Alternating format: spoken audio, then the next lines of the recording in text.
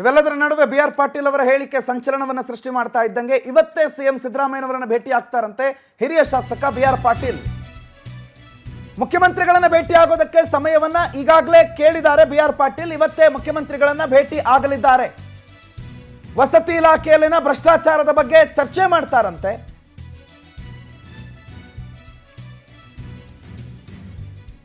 So ಇವತ್ತೇ ಮಾನ್ಯ ಮುಖ್ಯಮಂತ್ರಿಗಳನ್ನ ಭೇಟಿಯಾಗಿ ಈ ಬಗ್ಗೆ ಚರ್ಚೆ ಮಾಡೋ ಸಾಧ್ಯತೆ ಇದೆ.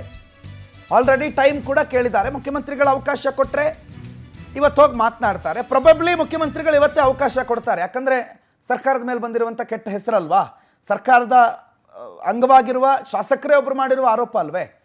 ಆ್ಯಂಡ್ ಈ ಪ್ಲ್ಯಾನು, ಈ ದೂರು ಕೊಡೋ ಪ್ಲ್ಯಾನು, ಮುಖ್ಯಮಂತ್ರಿಗಳಿಗೆ ಹೋಗಿ ಹೇಳೋ ಪ್ಲ್ಯಾನು ಮೀಡಿಯಾದಲ್ಲಿ ಬರೋವರೆಗೂ ಇತ್ತೋ ಇರಲಿಲ್ವೋ, ಈಗ ಹೊಸದಾಗಿ ಮೀಡಿಯಾದಲ್ಲಿ ಬಂದ ನಂತರ ಈ ಪ್ಲ್ಯಾನ್ ಮಾಡ್ಕೊಂಡ್ರೋ ಗೊತ್ತಿಲ್ಲ. ಬಟ್ ಇದು ಬಾಯಿ ಮುಚ್ಚಿಸೋ ಮತ್ತೊಂದು ತಂತ್ರ ಆಗಬಾರ್ದು. ಬಿ.ಆರ್. ಪಾಟೀಲ್ ಅವರು ಹೇಳಿರುವ ಮಾಡಿರುವ ಆರೋಪದ ಸತ್ಯಾಸತ್ಯತೆಯನ್ನು ಪರಿಶೀಲನೆ ಮಾಡಬೇಕು. ರಾಜ್ಯ ಸರ್ಕಾರ ಇದರ ಅಧಿಕೃತ ಹೊಣೆ ತಗೋಬೇಕು. ಒನ್ಸ್ ಅಗೈನ್ ಇವರು ಶಾಸಕರನ್ನು, ಸಚಿವರನ್ನು, ಅಧಿಕಾರಿಗಳನ್ನೆಲ್ಲ ಉಳಿಸಲ್ಲ ಬಿಡಿ, ಶಾಸಕರನ್ನು, ಸಚಿವರನ್ನು ಉಳಿಸುವ ಪ್ರಯತ್ನ ಮಾಡಿದ್ರೆ, ಬಿ.ಆರ್. ಪಾಟೀಲ್ ಅವರನ್ನು ಉಳಿಸೋ ಪ್ರಯತ್ನ ಮಾಡಿದ್ರೆ, ಅಥವಾ ಮತ್ತೆ ಬಾಯಿ ಮುಚ್ಚೋ ಕೆಲಸ ಮಾಡಿದ್ರೆ ಹಿಂದಿನ ಆರೋಪಗಳಲ್ಲಿ ಮತ್ತೊಂದು ಸೇರ್ಪಡೆ ಆಗುತ್ತೆ. ಬಿಟ್ಟರೆ ಇದರಲ್ಲಿ ಏನು ಔಟ್ಕಮ್ ಸಿಗೋ ಸಾಧ್ಯತೆ ಇಲ್ಲ. ಬಿ.ಆರ್. ಪಾಟೀಲ್ ಈ ಆಡಿಯೋದಲ್ಲಿ ಏನೇನು ಮಾತಾಡ್ತಾರೆ ಗೊತ್ತಾ, ಕೇಳಿಸ್ಕೊಳ್ಳಿ. जी सर्फराज। हाँ साहब आप गलत मत समझो, ताज्जुब की बात है। हाँ राजीव गांधी हाउसिंग कारपोरेशन में जो लोग जाके पैसा देते हैं उनको घर मिला है। सब ये लास्ट टाइम आप बोले थे। सुनिए एक रिक्वेस्ट है, ये हो रहा है क्या, धंधा हो रहा है क्या?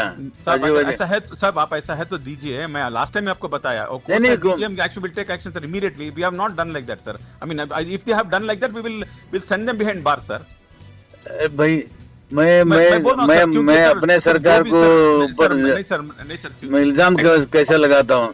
मेरा में जो तजुर्बा आया है, जो पैसा दिए उसको घर मिला है। नहीं सर, ऐसा हो ही नहीं सकता सर, क्योंकि घर ही नहीं है तो देंगे कहाँ से सर?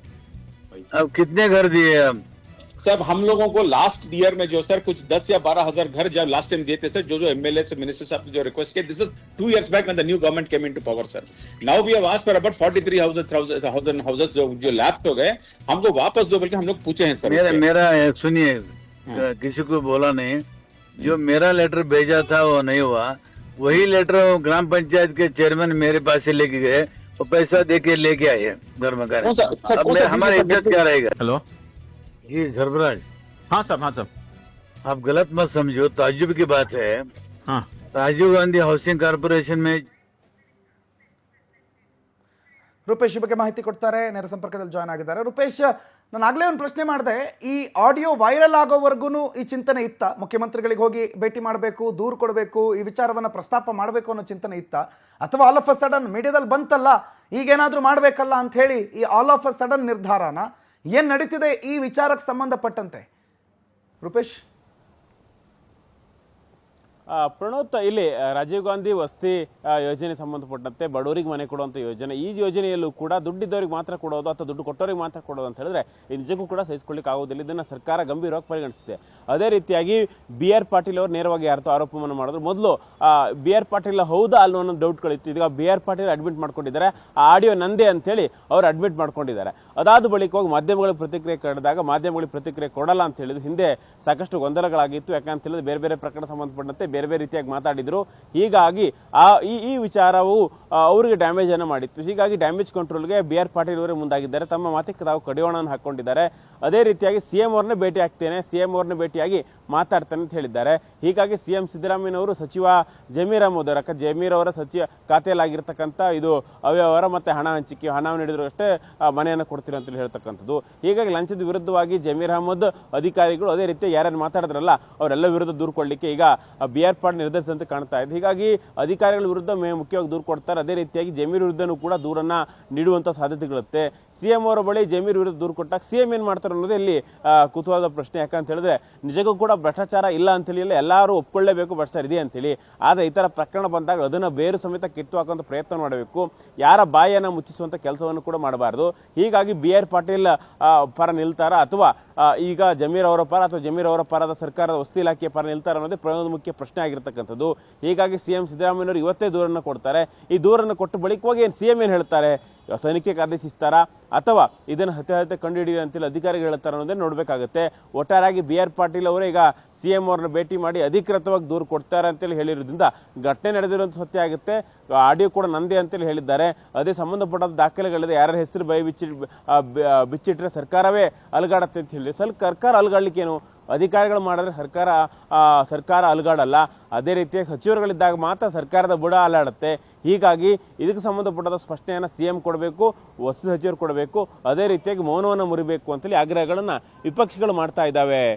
ಪ್ರಣುತ್, ಯಾವ ಸಮಯ ನಿಗದಿ ಏನಾದರೂ ಆಗಿದೆಯಾ? ಯಾವ ಸಂದರ್ಭದಲ್ಲಿ ಮುಖ್ಯಮಂತ್ರಿಗಳನ್ನ ಭೇಟಿ ಆಗ್ತಾರೆ ಅನ್ನೋದ್ರ ಬಗ್ಗೆ ಏನಾದರೂ ಕ್ಲಿಯರ್ ಕಟ್ ಪಿಕ್ಚರ್ ಇದೆಯಾ? ಅಥವಾ ಇನ್ನು ಕೂಡ ಏನು ಮನವಿ ಮಾಡಿ ಕಾಯ್ತಾ ಇದ್ದಾರಾ BR ಪಾಟೀಲ್ರು? ಹೆಂಗೆ? ಇಲ್ಲ, ಒಂದು ಹಂತದ ಮಾತುಕತೆ CM ಅವ್ರನ್ನ ಫೋನ್ ಮೂಲಕವಾಗಿ ಮಾತಾಡಿದಾಗ CM ಅವರೇ ಬರ್ಲಿಕ್ಕೆ ಹೇಳಿದ್ರು ಅಂತ ಮಾಹಿತಿಗಳು ಸಿಗ್ತಾ ಇದೆ. ಯಾಕಂತ ಹೇಳಿದ್ರೆ BR ಪಾಟೀಲ್ ಯಾವಾಗಲೂ ಕೂಡ ಮಾತಾಡಿದ್ರು ಕೂಡ ಒಂದು ಲಾಜಿಕ್ ಇರುತ್ತೆ, ಒಂದಿಷ್ಟು ವಿಚಾರಗಳು ಇಟ್ಕೊಂಡು ಮಾತಾಡ್ತಾರೆ. ಯಾಕಂತ ಹೇಳಿದ್ರೆ CM ಸಂಬಂಧಪಟ್ಟಂತೆ ಸಲಹೆಗಾರರಾಗಿದ್ದವರು. ಹೀಗಾಗಿ ಒಂದು BR ಪಾಟೀಲ್ ಅವರು ಈಗ ಒಂದು ಮಾತಾಡ್ತಾರಂತ ಒಂದು ಜಿಸ್ಟ್ ಇರುತ್ತೆ ಅಂತೇಳಿ CM ನಿರ್ದೇಶಕಗಳಂತೆ ಕಾಣ್ತಾ ಇದೆ. ಹೀಗಾಗಿ CM ಒಂದು GKVK ಒಂದು ಕಾರ್ಯಕ್ರಮ ಇದೆ, ಅದಾದ ಬಳಿಕ ಹೋಗಿ CM ತಮ್ಮ ನಿವಾಸಕ್ಕೆ ಬನ್ನಿ ಅಂತೇಳಿ ಹೇಳಿದಾರೆ ಅನ್ನೋ ಮಾಹಿತಿಗಳು ಕೂಡ ಸಿಗ್ತಾ ಇದೆ. BR ಪಾಟೀಲ್ ಅವರು ಎಕ್ಸಾಕ್ಟ್ ಆಗಿ ಇಷ್ಟೇ ಟೈಮ್ಗೆ ಭೇಟಿ ಆಗ್ತಾರೆ ಅಂತಲ್ಲ, CM ಅವರು ಅವ್ರ ಕಾವೇರಿ ನಿವಾಸಕ್ಕೆ ವಾಪಸ್ ಆದಾಗ, ಕಾರ್ಯಕ್ರಮ ಮುಗಿಸಿ ವಾಪಸ್ ಆದಾಗ ಸಂಜೆ ಒಳಗಡೆ ಭೇಟಿ ಮಾಡಬೇಕು ಅಂತ ನಿರ್ಧಾರ ಮಾಡಿದ್ದಾರೆ ಅಂತ ಹೇಳಲಾಗ್ತಾ ಇದೆ. Pranuth, right, okay, thank you Rupesh ಮಾಹಿತಿಗೆ. ಬಟ್ ರಾಜ್ಯ ಸರ್ಕಾರಕ್ಕೆ ಇದೊಂದು ರೀತಿ ಬಹಳ ದೊಡ್ಡ ಮಟ್ಟದಲ್ಲಿ ಮುಜುಗರ ತಂದಿಡುವಂಥ ಪ್ರಸಂಗ. ಯಾಕಂದರೆ ರಾಜ್ಯ ಸರ್ಕಾರದ ಮೇಲೆ ಸಾಲು ಇಂಥ ಆರೋಪಗಳು ಕೇಳಿ ಬಂದಿದ್ದು, ಅದು ಮ್ಯಾಕ್ಸಿಮಮ್ ಆರೋಪಗಳು ಕೇಳಿ ಬರ್ತಾ ಇರೋದು ಕಾಂಗ್ರೆಸ್ನವ್ರ ಕಡೆಯಿಂದಾನೆ. BJP ಅವರು ಆರೋಪ ಮಾಡಿ ಅಥವಾ BJP ಅವರ ವಿಚಾರವನ್ನು ಪ್ರಸ್ತಾಪ ಮಾಡಿ ಅದು ದೊಡ್ಡ ಸುದ್ದಿ ಆಗಿದ್ದರೆ ರಾಜಕಾರಣ ಇದು ಅಂತ ಹೇಳ್ಬೋದಿತ್ತು. ಆದರೆ ಕಾಂಗ್ರೆಸ್ನ ಶಾಸಕರುಗಳೇ ಇದೇ BR ಪಾಟೀಲ್ ಹೇಳ್ತಾರೆ ಅನುದಾನ ಸಿಗ್ತಿಲ್ಲ, ದುಡ್ಡು ಕೊಡ್ತಿಲ್ಲ ಅಂತ. ಅದ್ರ ಜೊತೆಗೆ ಈಗ ಮತ್ತೊಂದು ಹೇಳ್ತಾರೆ ಹಿಂಗೆ ದುಡ್ಡು ತಗೊಂಡು ಕೆಲಸ ಮಾಡ್ತಿದ್ದಾರೆ ಅಂತ. ಸೊ ರಾಜ್ಯ ಸರ್ಕಾರದಲ್ಲಿ ಏನಾಗ್ತಿದೆ ಅನ್ನೋದು ನಡೀತಾ ಇರೋ ಸಂದರ್ಭದಲ್ಲೇ ಈಗ ಮುಖ್ಯಮಂತ್ರಿಗಳು BR ಪಾಟೀಲ್ ಅವರನ್ನೇ ಕರೆದಿದ್ದಾರೆ ಅನ್ನೋದು ಸುದ್ದಿ. BR ಪಾಟೀಲ್ ಅವರಿಗೆ ಕರೆ ಮಾಡಿ ಬನ್ನಿ ಮೀಟ್ ಆಗಿ ಅಂತ ಮಾನ್ಯ ಮುಖ್ಯಮಂತ್ರಿಗಳೇ ಕರೆದಿದ್ದಾರೆ. BR ಪಾಟೀಲ್ಗೆ ಕರೆ ಮಾಡಿದ್ರಂತೆ ಮಾನ್ಯ ಸಿದ್ದರಾಮಯ್ಯನವರು.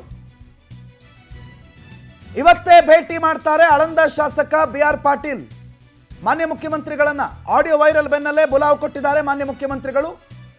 ಆಡಿಯೋದ ಬಗ್ಗೆ ಸ್ಪಷ್ಟನೆ, ದೂರು, ಮಗದೊಂದು ಎಲ್ಲವನ್ನ ಈ ಸಂದರ್ಭದಲ್ಲಿ ಮುಖ್ಯಮಂತ್ರಿಗಳ ಮುಂದೆ ಪ್ರಸ್ತಾಪ ಮಾಡಬಹುದು. ಆದರೆ ಮಾಡಬೇಕು ಅನ್ನೋದು ಆಗ್ರಹ. ಯಾಕಂದ್ರೆ ಏನು ಆರೋಪ ಮಾಡಿದ್ರು, ಏನು ಹಂಗಾಗಿದೆ ಹಿಂಗಾಗಿದೆ ಅಂತಲ್ಲ, ಏನೇನು ಆರೋಪಗಳು ಕೇಳಿ ಬಂದಿತ್ತು ಅದಕ್ಕೆ ಮುಖ್ಯಮಂತ್ರಿಗಳ ಬಳಿ ಸ್ಪಷ್ಟವಾಗಿ ಒಂದು ಹಿಂಗಾಗಿದೆ ಅನ್ನೋದನ್ನ ತಿಳಿಸಿದ್ರೆ ಏನಾದರೂ ಕ್ರಮ ಆಗೋ ನಿರೀಕ್ಷೆ ಇರುತ್ತೆ. ಆದರೆ ಒನ್ಸ್ ಅಗೈನ್ ಬಾಯಿ ಮುಚ್ಚಿಸೋ ಕೆಲಸ, ಸರ್ಕಾರದ ಮರ್ಯಾದೆ ಉಳಿಸ್ಕೊಳ್ಳೋದಕ್ಕೆ ಯಾವುದನ್ನು ಇಲ್ಲೆಲ್ಲ ಮಾತಾಡಬೇಡಿ ಅಂತ ಹೇಳುವ ಕೆಲಸ ಆಯಿತು ಅಂತಂದರೆ ಅದು ಪ್ರಾಬ್ಲಮ್ ಆಗುತ್ತೆ. ಬಟ್ ಏನಾಗಬಹುದು ಅನ್ನೋದರ ಸೂಚನೆ ಒಂದು ಹಂತದಲ್ಲಿ ಈಗ ಸಿಕ್ಕಿದೆ. ಮುಖ್ಯಮಂತ್ರಿಗಳ ಭೇಟಿ ಆಗೋ ಸಂದರ್ಭದಲ್ಲಿ BR ಪಾಟೀಲ್ ಈ ಹಿಂದೆಯೂ ಕೂಡ ಇದೇ ರೀತಿಯ ಚರ್ಚೆ ಮಾಡಿದರು. ಇದೇ ರೀತಿಯಲ್ಲಿ ಮಿನಿಸ್ಟ್ರಿಗೋಸ್ಕರ ಅವರು ಒಂದು ಆಕಾಂಕ್ಷೆ ಇಟ್ಕೊಂಡಿದ್ರು.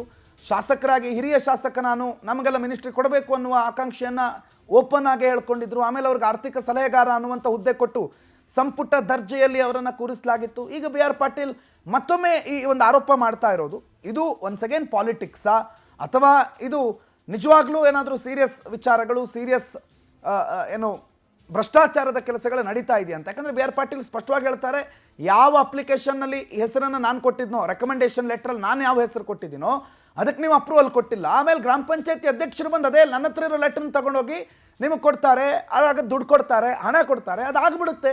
ಹಂಗಾರೆ ಏನಿದು, ಏನು ನಡೀತಾ ಇದೆ ಇಲ್ಲಿ ಅನ್ನೋ ರೀತಿಯಲ್ಲಿ ಅವ್ರು ಪ್ರಶ್ನೆ ಮಾಡ್ತಾರೆ. ಸೊ BR ಪಾಟೀಲ್ ಅವರ ಪ್ರಶ್ನೆ ಮತ್ತು ಅಲ್ಲಿ ನಡೀತಾ ಇರುವಂಥ ಅವ್ಯವಹಾರ, ಭ್ರಷ್ಟಾಚಾರ ನಿಜವೇ ಆಗಿದ್ದರೆ ಯಾರು ಏನು ಅಂತ ತಿಳ್ಕೊಬೇಕು. ಯಾಕಂದರೆ ಅಲ್ಲಿ ಮನೆ ನಿರ್ಮಾಣ ಆಗ್ತಾ ಇರುವಂಥದ್ದು ಅದು ನಿಜವಾಗ್ಲೂ ಅರ್ಹರಿಗೆ ಸೇರಬೇಕಾದಂಥ ಮನೆ, ನಿಜವಾಗ್ಲೂ ಸೂರು ಇಲ್ಲದವರಿಗೆ ಕೊಡಬೇಕಾದಂಥ ಮನೆ. ರಾಜೀವ್ ಗಾಂಧಿ ಒಟ್ಟು ವಸತಿ ಯೋಜನೆಯಲ್ಲಿ 5 ಯೋಜನೆ ಬರುತ್ತೆ. ಬೇರೆ ಬೇರೆ ಯೋಜನೆಗಳಲ್ಲಿ ಬೇರೆಯವರು ಫಲಾನುಭವಿಗಳಿರ್ತಾರೆ. ರಾಜೀವ್ ಗಾಂಧಿ ಯೋಜನೆ ಮುಖಾಂತರವಾಗಿ ಫಲಾನುಭವಿಗಳಿಗೆ ಹಂಚಿಕೆ ಆಗಬೇಕಾದಂಥ ಮನೆಯನ್ನು ನೀವು ಯಾರ ಹತ್ರನೋ ದುಡ್ಡು ತಗೊಂಡು ಯಾರಿಗೋ ಕೊಡ್ತಿದ್ದೀರಿ ಅಂತಂದರೆ ಅಫ್ಕೋರ್ಸ್ ಇದು ಭಾರತದ ಕರ್ನಾಟಕ ರಾಜ್ಯದ ಅಷ್ಟೂ ಜನರ ತೆರಿಗೆ ಹಣವನ್ನು ಸರ್ಕಾರ ಮನಸ್ಸಿಗೆ ಬಂದಂಗೆ ಬೇಕಾಬಿಟ್ಟು ಪೋಲ್ ಮಾಡ್ತಾ ಇರೋದು.